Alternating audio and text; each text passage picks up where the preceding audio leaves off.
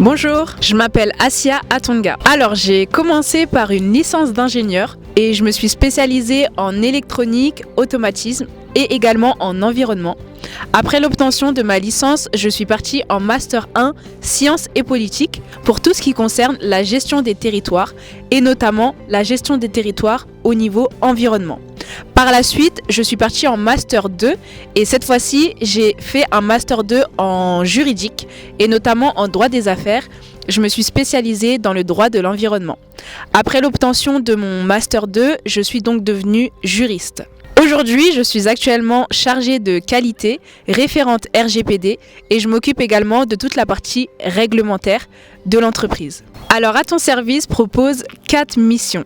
La première mission, c'est le e-commerce. Le but de e-commerce, c'est de permettre aux particuliers congolais de commander depuis le Congo en passant par À ton service. La deuxième mission, c'est l'achat de véhicules depuis la France et d'être livrés au Congo-Brazzaville.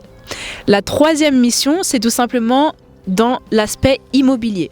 Donc la gestion immobilière, l'achat de maisons, la rénovation de maisons ou bien la construction de maisons, mais avec un service de qualité, dans les délais et avec un budget très abordable.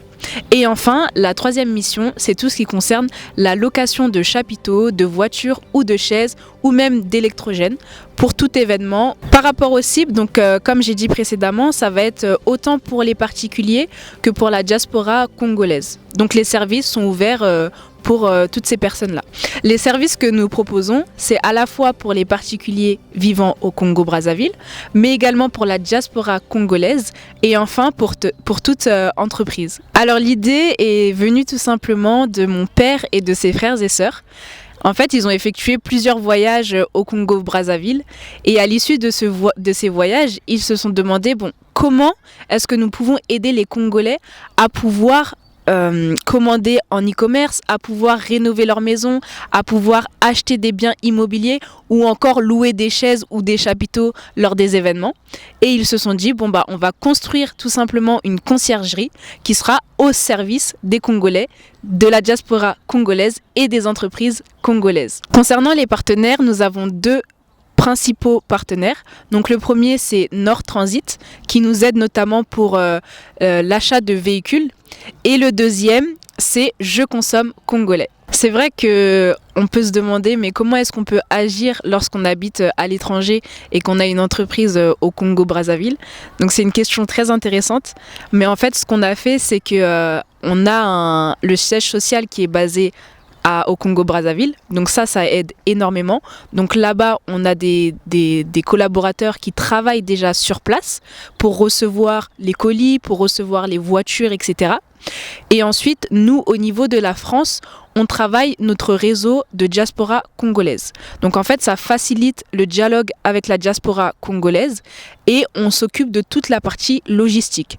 Donc lorsque la personne va commander sur la plateforme e-commerce, elle va commander depuis le Congo, mais nous, en France, on va travailler sur toute la partie logistique pour ensuite lui envoyer son colis directement au Congo. La diaspora congolaise, elle a quand même un rôle essentiel et important au niveau développement économique au Congo parce que le but, c'est vraiment d'aller chercher la connaissance en Europe et justement de rapporter cette connaissance au Congo pour pouvoir développer l'attractivité congolaise en créant des emplois, en créant des formations, en créant de l'opportunité et tout ça pour les particuliers au Congo, les collaborateurs au Congo. Donc c'est vrai que la diaspora a un rôle très très important dans l'aspect économique du Congo.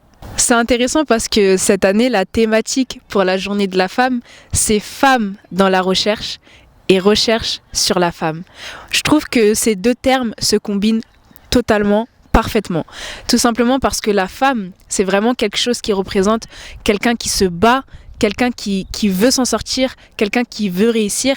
Et la recherche, on montre bien l'aspect d'entreprendre, l'aspect intellectuel, l'aspect de s'en sortir finalement dans cette société. Et la femme, elle représente tout simplement cette personne qui se bat au quotidien, autant pour son foyer que pour sa réussite professionnelle, pour les opportunités qui sont devant elle, de pouvoir saisir ces opportunités, mais aussi d'acquérir de nouveaux territoires. Et en fait, je le vois bien tout simplement dans mon quotidien. J'ai autour de moi plusieurs femmes africaines, plusieurs femmes européennes, et on ressent bien que la femme, c'est se battre continuellement.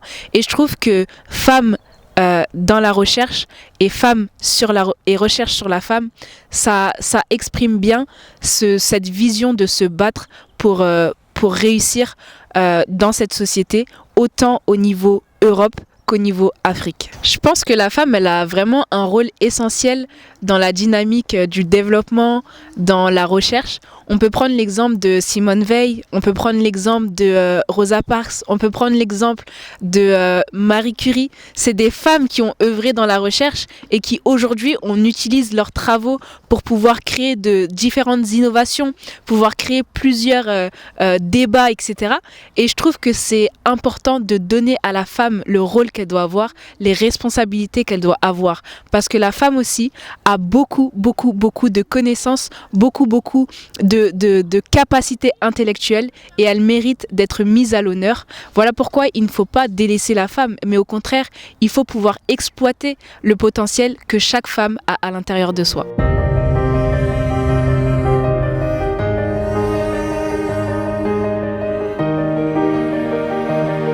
Pour les années à venir, c'est vrai que toute entreprise doit avoir une vision et une des visions d'Aton Service, c'est le développement. C'est la recherche de partenaires, la recherche de déploiement et de conquête de nouveaux territoires. On prend par exemple l'Afrique. Donc le but, c'est de pouvoir s'étendre, non pas seulement la région du Congo, mais également s'étendre par exemple au Sénégal, s'étendre au Cameroun, s'étendre en Centrafrique. Donc c'est vraiment l'idée de proposer nos services à une plus grande échelle. Ensuite, on a le développement de partenaires. C'est important de noter aussi que finalement, on ne peut pas agir seul. On a besoin aussi de la collaboration locale, mais également de la collaboration nationale. Donc ça va être étendre ses partenaires financiers, étendre ses partenaires logistiques, étendre toutes sortes de partenaires qui pourraient être mis au profit d'Aton Service et finalement de proposer des services de plus en plus de qualité et d'excellence pour les particuliers africains et la diaspora.